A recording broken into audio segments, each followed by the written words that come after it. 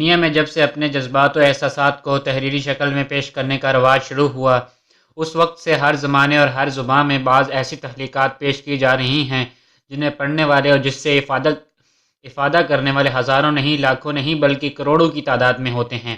کتابیں شکل میں پیش کی جانے والی بعض تخلیقات ایسی بھی ہوتی ہیں جو صرف اپنے زمانے میں ہی نہیں بلکہ بعض کے زمانوں میں بھی خواہ محدود حلقوں میں ہی صحیح لیکن پڑھی ضرور جاتی ہیں اور داد بھی پاتی ہیں۔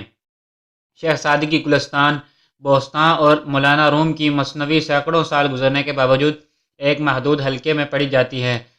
ایسی کتابوں کو محدود حلقوں کی کتابیں کہا جا سکتا ہے، لیکن کچھ کتابیں اس سے بلند و برتر ہیں اور ان کے مطالعے کا حلقہ زیادہ وسیع ہے۔ ان میں تورات، زبور اور انجیل جیسی مذہبی کتب شامل ہیں، لیکن بدقسمتی سے ان تینوں کتب میں اس قدر رد و بدل ہو چکا ہے، ان میں اس قدر تبدیلیاں کر دی گئی ہیں کہ ان کی اصل شکل و صورت دھندلا گئی ہے، ان کی زبان مردہ ہو چکی ہے، ان کے لفظ گم ہو چکے ہیں، صرف ان کا مفہوم اور ترجمہ باقی ہے، اور ترجمہ کرنے والوں نے کیا تبدیلیاں نہیں کی ہیں اس بارے میں کوئی بھی وثوق سے نہیں کہہ سکتا۔ چنانچہ یہ تینوں آسمانی کتابیں تحریف، زیادتی اور نقصان سے محفوظ نہیں رہ سکیں، اس لیے انہیں زندہ کتاب قرار نہیں دیا جا سکتا ہے۔ دنیا بھر میں صرف ایک ایسی کتاب ہے جو زندہ کتاب کہی جا سکتی ہے، جس کے پڑھنے والوں کا حلقہ لاکھوں اور کروڑوں نہیں بلکہ اربوں افراد پر مشتمل ہے۔ یہ کتاب بالکل اپنی اصل شکل میں اس طرح محفوظ ہے جس طرح آج سے 1400 سال قبل تھی۔ اس کتاب میں آج تک ایک نقطے تک کی نہ کوئی ترمیم ہوئی اور نہ ہی تحریف۔ اس زمانے کو ماننے والے خواہ وہ بچے ہوں یا بوڑھے، عورتیں ہوں یا مرد، سبھی روزانہ نہ صرف اس کا اصل متن پڑھتے ہیں بلکہ بعض لوگ اپنی اپنی زبان میں اس کا ترجمہ اور توضیح و تفسیر وغیرہ بھی پڑھتے ہیں، صرف مطالعے کے لیے نہیں بلکہ حصول ثواب کے لیے، حصول برکت کے لیے اور ہدایت حاصل کرنے کے لیے بھی۔ یہ کتاب قرآن حکیم ہے جسے ہر سطح اور ہر زاویے سے ایک زندہ کتاب ہونے کا فخر حاصل ہے۔ قرآن مجید اللہ تعالیٰ کی آخری وحی ہے جو اس نے اپنے آخری رسول حضور اکرم صلی اللہ علیہ وآلہ وسلم نے پر نازل فرمائی گئی۔ گویا قرآن حکیم دراصل کتاب الہی ہے، اس لیے ازل سے لوح محفوظ میں موجود ہے۔ قرآن حکیم میں ارشاد ہے بل هو قرآن مجید فی لوح محفوظ، بلکہ یہ قرآن مجید ہے جو لوح محفوظ میں۔ قرآن مجید کا نزول 2 مرتبہ ہوا۔ ایک مرتبہ یہ پورے کا پورا آسمان دنیا یعنی پہلے آسمان کے ایک مقام بیت عزت پر نازل ہوا، اس کے لیے قرآن مجید میں لفظ انزال استعمال ہوا جس کے معنی ہے ایک ہی دفعہ مکمل نازل کر دینا۔ دوسرا نزول بتدریج ان حضرت صلی اللہ علیہ وسلم پر ہوا، اس کے لیے قرآن مجید میں لفظ تنزیل استعمال ہوا جس کے معنی ہے تھوڑا تھوڑا کر کے نازل کرنا۔ نزول قرآن کی ابتدا رمضان کے مہینے میں ہوئی۔ قرآن کریم کی سب سے پہلی آیت جو آپ صلی اللہ علیہ وسلم پر اتری اور سورۃ علق کی ابتدائی آیات ہیں۔ قرآن کریم تقریباً 23 سال کے عرصے میں تھوڑا تھوڑا کر کے آپ صلی اللہ علیہ وآلہ وسلم پر نازل ہوا۔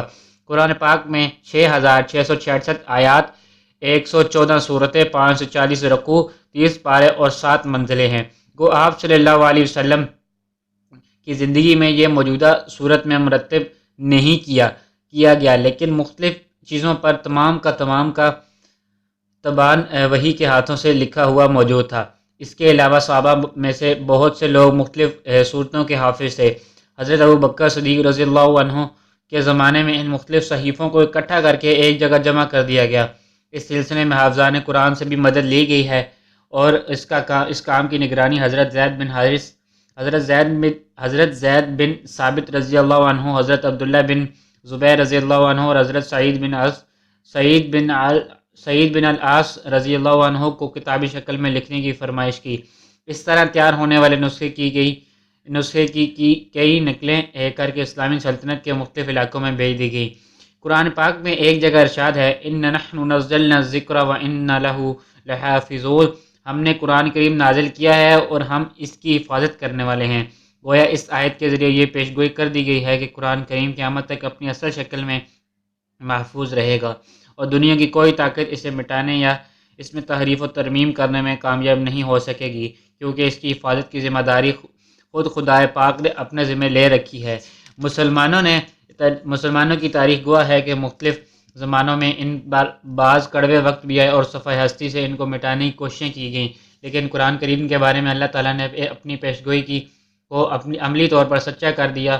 کر کے دکھا دیا، اور ہر دور میں اس کی اس طرح حفاظت کی گئی کہ آج یہ بات پورے دعوے اور وثوق کے ساتھ بلا خوف تردید کہی جا سکتی ہے کہ قرآن کریم ہمارے پاس اس شکل میں محفوظ ہے جس شکل میں آن حضرت صلی اللہ علیہ وسلم نے اس کی تعلیم دی تھی، اور اس میں آج تک کسی ایک نقطے یا شوشے ایک کا بھی فرق نہیں ہو سکا۔ یہ قرآن پاک کا ایک بڑا معجزہ بھی ہے اور اس کے ایک زندہ ہونے کا سب سے بڑا ثبوت بھی۔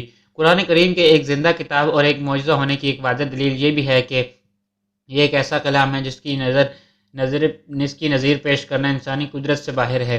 یہ ایک حقیقت ہے کہ قرآن کریم عربوں کی زبان میں ان کی بول چال کے مطابق نازل ہوا، اور ایسا ہونا ضروری تھا کیونکہ پیغمبر صلی اللہ علیہ وسلم کی اپنی زبان عربی تھی، اور ہر نبی پر اس کی زبان میں وحی کی جاتی رہی ہے۔ اگر زمانہ جاہلیت کے عربوں کا تصور کیا جائے تو پتہ چلتا ہے کہ خطابت اور شاعری ان کے مشاعرے کی روح رواں تھی۔ عربی شعر و ادب کا فطری ذوق ان کے بچے بچے میں سمایا ہوا تھا۔ فصاحت و بلاغت ان کی رگوں میں خون بن کر دوڑتی تھی۔ ان کی مجلسوں کی رونق، ان کے میلوں کی رنگینی اور ان کے فخر و ناز کا سرمایہ سب کچھ شعر و ادب تھا، اور انہیں اس پر اتنا غرور تھا کہ وہ اپنے سوا تمام قوموں کو اجمی یعنی گونگا کہا کرتے تھے۔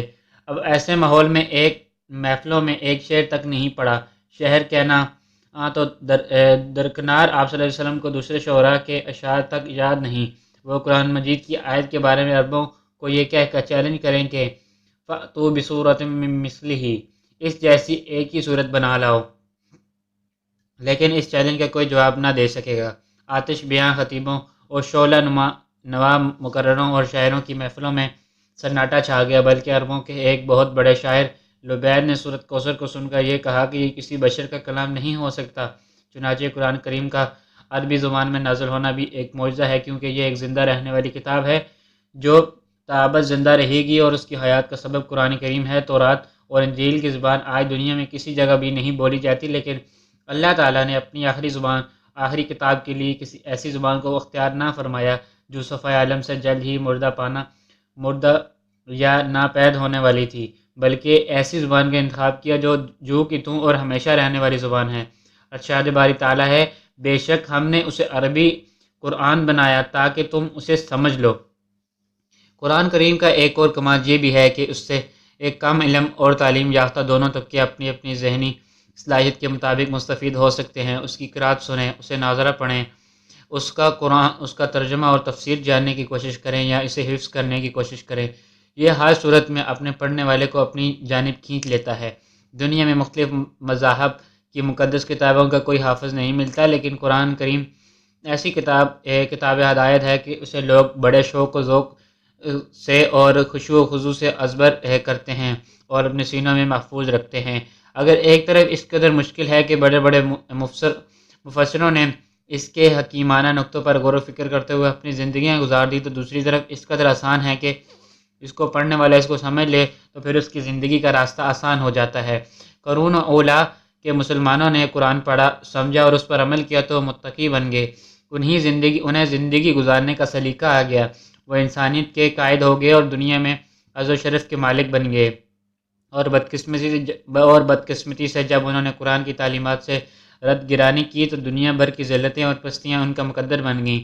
اقبال نے آج کے مسلمان اور ان کے آباء و اجداد کا موازنہ کرتے ہوئے بالکل درست کہا ہے کہ وہ زمانے میں معزز تھے مسلمان ہو کر، اور تم خوار ہوئے تارک قرآن ہو کر۔ اور یہی وجہ ہے کہ اقبال مسلمانوں کو قرآن میں غوطہ زن ہونے کا درس دیتے ہیں۔ قرآن میں ہو غوطہ زن اے مرد مسلمان، اللہ کرے تجھ کو عطا جدت کردار۔ قرآن مجید کو اگر بنی نوع انسان کے لیے افادیت کے نقطۂ نظر سے جانچا جائے تو معلوم ہوتا ہے کہ انسانیت کی بہتری، فلاح اور نجات کے لیے اس سے بہتر کوئی اور کتاب نہیں۔ دنیا میں بے شمار کتابیں لکھی گئیں، بے شمار مسلح اور ریفارمر آئے، انہوں نے انسانوں کی فلاح اور بہبود کے لیے مختلف نظام ایجاد کیے۔ کسی نے بادشاہت کا نظریہ پیش کیا تو کسی نے عملیت کا، کسی نے جمہوریت میں انسانیت کی فلاح ڈھونڈی تو کسی نے اشتراک کے دامن میں پناہ لینے کی کوشش کی، لیکن یہ تمام نظام عملی تجربوں کے بعد یا تو ناکامی کا منہ دیکھ چکے ہیں یا پھر ناکامی سے امکنار ہیں۔ لیکن جو ضابطۂ حیات قرآن پاک میں دنیا کے سامنے پیش کیا ہے، اس میں انسان کی فلاح اور نجات مضمر ہے، اور اسی نظام پر عمل کرنے سے انسان اپنی دنیوی اور اخروی زندگی سروا سکتا ہے۔ قرآن کا نظام عظمت انسان کا نقیب ہے، یہ ہر آمر اور ظالم کی نفی کرتا ہے۔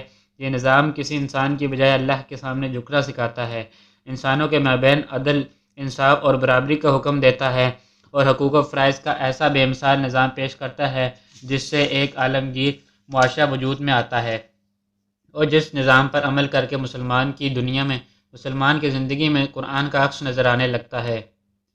یہ راز کسی کو نہیں معلوم کہ مومن قاری نظر آتا ہے، حقیقت میں ہے قرآن۔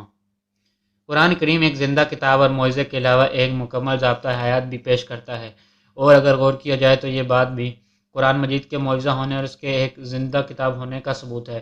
قرآن اللہ تعالیٰ کا بھیجا ہوا ایک مکمل ضابطہ حیات ہے۔ اس کو بھیجنے والا چونکہ ہر دور اور ہر معاشرے کی ضرورت سے آگاہ ہے، اس لیے رہتی دنیا تک کی تمام ضروریات کے لیے اس میں رہنما اصول موجود ہیں، کیونکہ قرآن اللہ تعالیٰ کی آخری کتاب ہے جو اس کے نبی صلی اللہ علیہ وآلہ وسلم پر اتاری گئی۔ زمانہ کتنی ہی ترقی کیوں نہ کر جائے، انسان کی بنیادی مسائل تبدیل نہیں ہوا کرتے۔ اس بنیادی امور کے لیے قرآن نے تفصیلی احکام دیے ہیں، اور بدلنے والے معاشرتی اور سیاسی حالات کے لیے اصولی رہنمائی بھی دی ہے، تاکہ اہل دانش اجتہاد کے ذریعے ہر دور کے ہر لحظ بدلتے ہوئے تقاضوں سے عہدہ برابر ہو سکیں۔